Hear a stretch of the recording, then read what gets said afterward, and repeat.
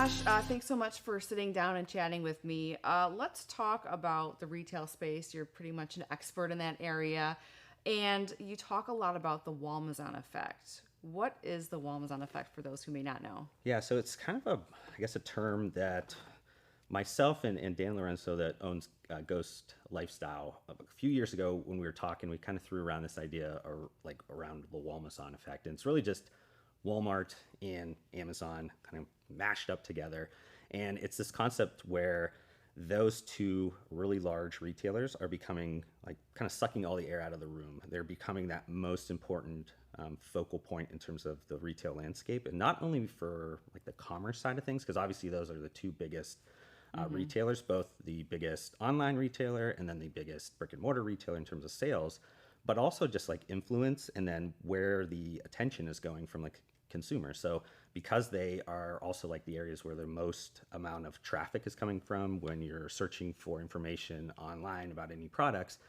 it tends to be that consumers go there as a default over Google or anything like that. So it's really this kind of bigger effect of them really taking control of the whole kind of consumer retail market. And there's a ton of different kind of areas that any brand, if they're not paying attention to that and not realizing how, I guess, big and important that's become, they're really missing out on all the opportunities they can have. Yeah, so can a company or a brand be successful if they just focus on those two? And on the other side of the spectrum, if they don't immerse themselves in either one of those channels, can they reach success in that way? Yeah, on the first part in terms of only focusing on there, yeah, I think this is a very new kind of thing that's happened. Amazon only brands are really kind of further along, where there's brands that only sell on Amazon, or when I call only Amazon, it's kind of like 80% or more of their sales are coming from Amazon. They can get upwards of 10, 20, $50 million in terms of sales in just that one particular area. So there are becoming a ton of like opportunities, and each year more of the share dollars are going towards Amazon. So if you are building that thing up, you tend to have a lot of scale and a lot of ramp up to grow there. Walmart.com, just because they've been focusing on that a little bit less of time, and maybe it's a little bit smaller of just like an online retailer, there's less examples of ones that have just used that. But what you can see with Walmart.com is if a product's doing extremely well, the merchandising teams are shared across online and brick and mortar. So you tend then to get space in their stores, Yeah. which is the ultimate kind of goal for anybody, I think, is to get some type of shelf space for Walmart. And if a brand is not focusing on either one, or just not paying attention at all, I would think they need to have a really good reason why they're not doing that. Maybe they are really strong in one area. Maybe they're a direct seller, or they work through physicians, or whatever the reason is. There's something probably that makes more sense for them to go towards that over the other two. But you really got to know why you're not doing that. If you're just feeling like you don't want to do it just because you don't want to do it, that's probably the wrong move, because those two retailers are the most important probably retailers that you're going to work with. And then you mentioned brick and mortar, so let's talk about these specialty channels. GNC, 2020 was a crazy year for them. And then they teamed up with Walmart actually. So what did you make of that collaboration?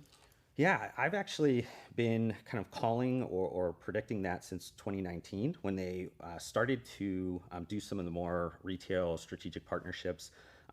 They had a long-standing, I think, 2-decade plus with Rite Aid, and there was actually an exclusivity clause within that contract with GNC and Rite Aid, where if any other partner was within a mile of a Rite Aid, you weren't allowed to work with them. And that kind of handcuffed GNC not to be able to do that. But in 2019, when they renegotiated that contract, they broke that clause. They were kind of figured out a way to get out of that one. And because of that, you started seeing them working with a ton of different other strategic partners. They were working with Dick's Sporting Goods or Albertsons, or I think a few other ones like 7-Eleven, and a ton that maybe they don't even announce, but they have some merchandising in there. But at that point, the only hole they had was like a mass retailer. They didn't have that partner in mass retail. And I guess the one that you would want above anybody else would be Walmart. So because of that, I was kind of saying, they're going to figure out a way to work with Walmart. They're going to figure out a way to try to, be a store within a store concept, where they were going to figure out taking over some of the merchandising. Maybe they were just going to sell some private label. Whatever it was, they needed to be with Walmart. And I guess the most important reason is that a lot of the people that are buying a wellness product today maybe are not at the kind of stage that they would walk into a GNC. Yeah. There is a little bit still of, kind of past culture things or things that a consumer looks at and says, it's a little bit intimidating. I don't know if I want to walk into that store. They are already shopping at a Walmart. It's easier for them to pick up a vitamin, mineral, or a supplement or sports nutrition product there. And hopefully after they buy that GNC product, they'll like it. They'll start to kind of elevate their journey, and then they'll walk into a GNC store and then look for the full experience. But you gotta kind of give them an entry fee and kind of get that brand going. So that's what I think GNC really did well. I think it's a really great move. Obviously, the execution needs to be there. This is still like a new announcement, but just from the idea, concept, great. I've really applauded them for that, and just trying to think about their business and their brand, like as a more global brand, and trying to get out of just, only their store, because their customers everywhere. They can't keep them just going into the store. That's too much friction today. Mm-hmm. And then you've got the Vitamin Shop on the other hand, and they just started franchising for the first time in their company's history. Do you think that's a smart move for them? Yeah, I think I wouldn't say it's we don't know, because we don't know yet. I think that some within the industry are a little bit hesitant, because I think they've seen maybe the difference between corporate and franchise on the GNC side, and they're thinking there's going to be a similar kind of thing there. What I've probably tried to tell a lot of the industry is that the bigger owner of Vitamin Shop is a company called the Franchise Group. Their only focus is franchises. That's what they do. I mean, they own a ton of different retail names that are franchised, or they are turning them into franchises. So they're hardcore operators and strategy people within franchises. So they're going to be able to put together a really good game plan for Vitamin Shop to execute from day one. So I think it's a time for people to just kind of give them a little bit of leeway. Hopefully they can get this thing going. I think they're doing a ton of kind of interviews right now. They're opening up new markets, or trying to open up new markets. They're also looking to, I think, re-franchise some of the existing kind of corporate stores. So I think it's going to be like a really good move for them. I think it opens up some opportunities for them. I think they're going to be looking at both domestic and international opportunities. And the biggest thing for Vitamin Shop has been that they haven't really focused on their brand. They've been a place that sells other brands, but they haven't really focused on their brand. And I think this is going to help kind of solidify that a little bit more, because they are focusing on their private label. They're focusing on building up that Vitamin Shop brand. So again, another kind of good idea, but so early that we're going to kind of have to see if it ends up working out the way that I hope, or I think it's going to work out. But I definitely am positive about both of their futures. Definitely different than if we talked, and I think we did actually talk before the pandemic started. Just before, yeah. And I think they were in a much different place. And then that first couple of months of the pandemic, it was like, whew, I don't know if they're going to make it. And obviously GNC had to go through a bankruptcy and reorganization, but now they're in a much stronger position. I think the market has been really excited about just health and fitness and wellness, and kind of implementing that into their lifestyles.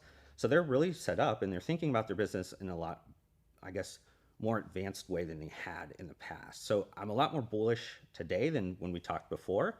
And hopefully they just kind of keep thinking and leaning in and looking forward, because I think that there's still a ton of space for both of those brands. They just have to really carve out like what they're about, and like what they're going to wake up each day and say, hey, customer, this is why you should shop with us. If they can define that each day, they're going to do well. Okay. And you've made a few predictions in the past about things, and just looking ahead at some of these specialty retailers, what do you think's next for them the next 12, 18 months? What do you expect to see? I think both of them are going to be kind of what I was mentioning before. I think they're really going to be both focusing on like what they are to the customer, really defining like their brand and being able to communicate that with the customer. Because I think both of those brands, GNC and Vitamin Shop, are very different. They have different customer personas in terms of who they go after. Even though they do have some crossover, I don't think they're as main competitors, I think, as a lot of people maybe assume. So I think they're going to carve out those niches a lot stronger. They're going to focus on their brand a lot more, and hopefully be able to, find their people, find their tribe, or however they want to describe that, and make sure that they can kind of zone in on that and focus a lot more. I also think you're going to see both of them really kind of look at their products and their brand as kind of extensions outside of their four walls. So again, more using their private label to build their brand.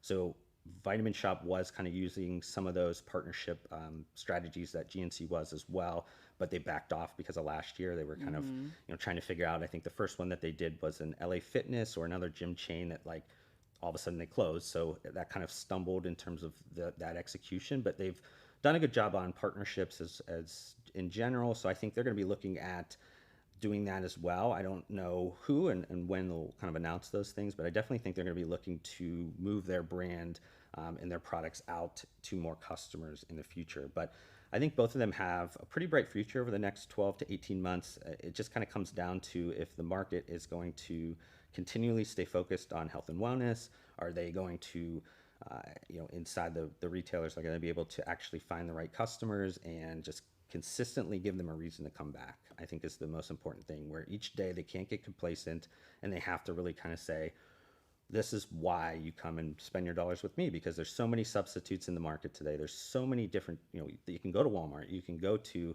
Amazon, you can go anywhere to buy these supplements now. So why shop with those retail brands? I think is really where they need to focus. And if they do, it'll be great.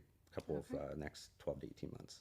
All right, Joshua Shaw, I always appreciate your expertise. You always have your finger on the retail pulse. Oh, Thank thanks. you so much. Thank you, Danielle. I appreciate it. Yeah, thanks for coming on today.